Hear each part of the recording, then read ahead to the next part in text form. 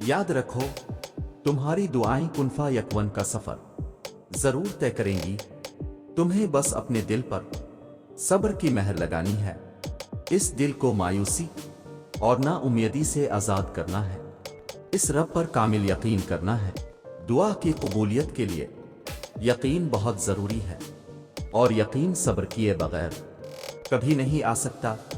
और सब्र से बेहतरीन इबादत और कोई नहीं हो सकती कि जब तुम इस दिल के तड़पने के बाद भी अल्लाह की रजा में राजी रहते हो और दिन रात बेबसी से सिर्फ इसका नाम पुकारते हो।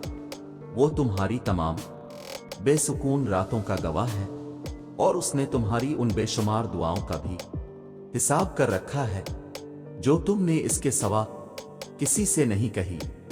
वो तुम्हें बुरे वक्त से इसलिए गुजारता है ताकि तुम अपने अच्छे वक्त में इसे याद रख सको।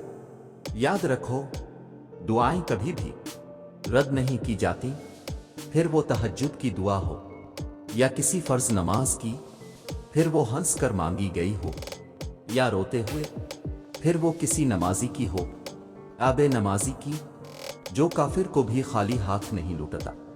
तुम्हें लगता है वो तुम्हें तड़पता हुआ छोड़ सकता है? जिस पुकार को वो खुद तुम्हारे मुंह से सुनना चाहता है, वो इसे फिर रद्द कैसे कर सकता है?